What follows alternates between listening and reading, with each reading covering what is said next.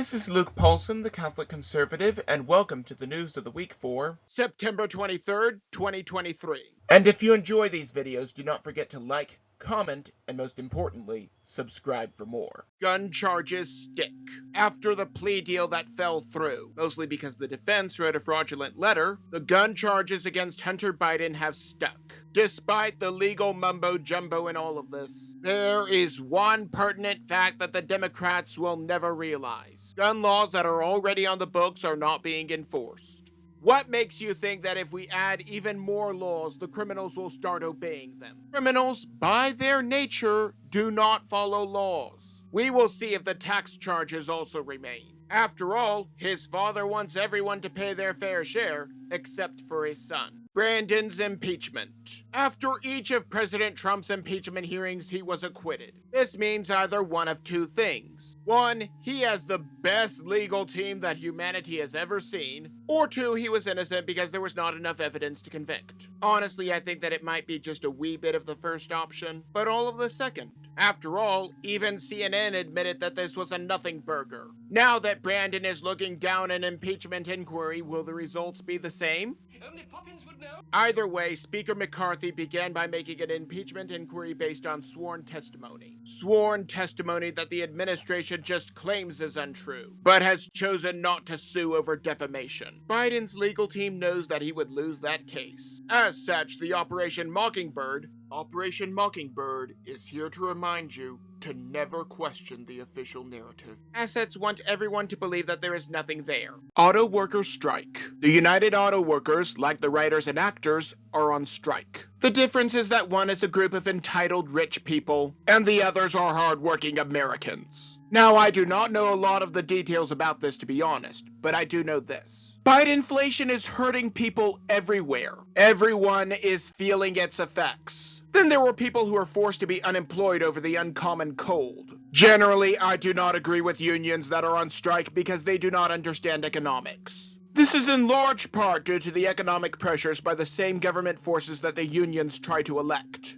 Missing jet. One F-35 jet cost about $77.9 million to build. This says nothing about the cost of fuel, maintenance, or training for the pilot. The military lost one such jet and asked for the public's help in finding it. If you or I failed to pay taxes, the government would put us in jail. However, if the government loses millions of dollars in equipment, that is not a problem for them. Well, at least they did not leave it in Afghanistan to be used by the Taliban. What is Hawaii hiding? The governor of Hawaii has threatened anyone who goes to photograph the footage of the burn site with jail. The World Economic Forum has already said that this would be an excellent place for a smart city, and the local government did everything in its power to keep people in while letting the fire burn. As a general rule, when the government does not want the press somewhere, it is because they are hiding something. So is the Maui government planning to build said smart city right under our noses? I would not rule that possibility out. All we know for sure is that there are some very evil people out there who want everything done in secret. There were lots of fires in North Texas because of the dry summer. The whole time the fire departments were open and honest and even shared drone footage with us. If no one is allowed near this one, something is going on. What is Pfizer hiding? The school board in Tennessee is the last place that you would look for a VP of Pfizer. When asked about Jordan Trishton at said meeting, he refused to answer. For those of you who are not aware, this is the person who revealed that Pfizer was evolving the virus to make more vaccines. Also at the meeting was one of the Pfizer whistleblowers that revealed the link between the vaccine and myocarditis.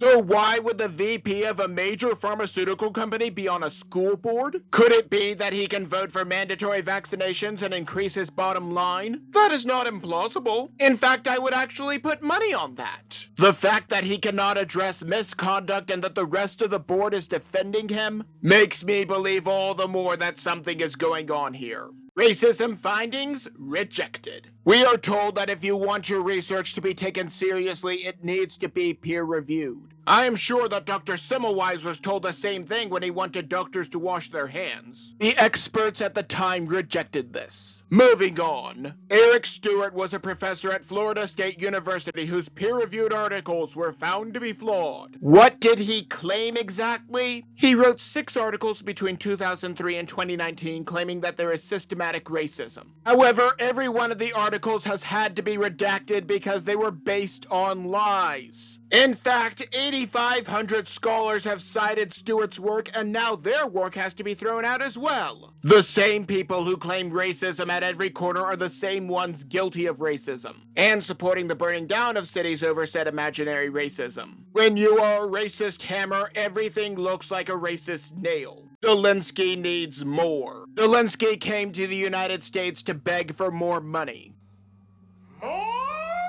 The situation in Ukraine is complicated, and Zelensky is not fighting for a democracy. After all, he tried to stop elections until this was over. And in the midst of all of this, he had to lecture us about climate change. Climate change, a definition so broad that it can describe any weather phenomena. And the doom that will befall us all. I am sure that the private jets that they all fly on did not contribute in the least, whether it be Israel or Ukraine. I do not think that we should be giving a single penny to another nation while there are homeless veterans on the streets. We have enough problems to deal with without worrying about every Tom, Dick, and Harry abroad. Epps Misdemeanor. Remember this man? In fact, tomorrow, I don't even like to say it because I'll be arrested. Well, let's not say it. We need to go. I'll say it. All right. We need to go in. Shut the fuck up, boomer. To the Capitol. He encouraged people to go in, was at the Capitol, whispered something just before the barriers fell, and then officially disappeared. Meanwhile, people who got a tour, walked around while Capitol Police stood to the side, did not even enter the building, or were just in the general area, have been given 2-year sentences without bail. Now Ray Epps has officially been given a misdemeanor. Attorney General Garland does not know if or how many feds were on the ground, even though there were at least a dozen. 2.5 years later, we know that this was a false flag. We know that this was a Reichstag, but do not dare talk about it. Change in dress code. The Senate is changing its rules on dress code. Why does this have to be done, you might ask? Because John Fetterwoman insists on wearing hoodies and shorts because looking professional is too complicated for him. Even Brandon can dress professionally. Then again, he has a whole team of handlers to create the image that he is professional. Now the dress code is being relaxed. 2.5 years ago, it was called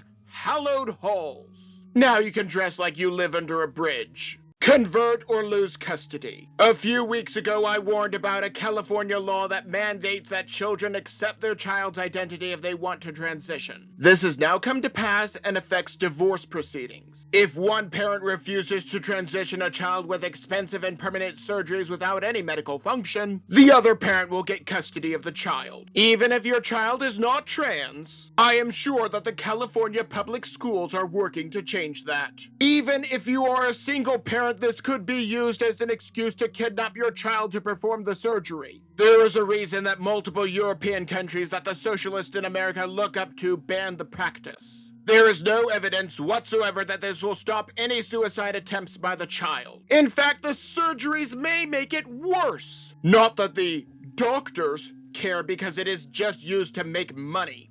These surgeries make a lot of money. So female to male chest reconstruction can bring in $40,000.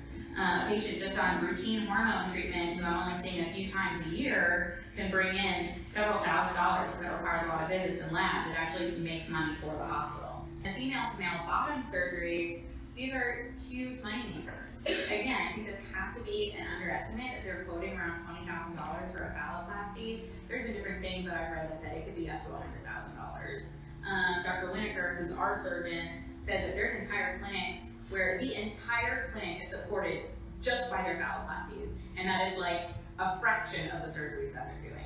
These surgeries are labor intensive, they require a lot of follow-ups, they require a lot of OR time, and they make money. They make money for the hospital. Maybe I'm just blowing smoke. Maybe I'm completely off my rocker, but that is just my opinion. Now don't forget to like, comment, and most importantly, subscribe for more.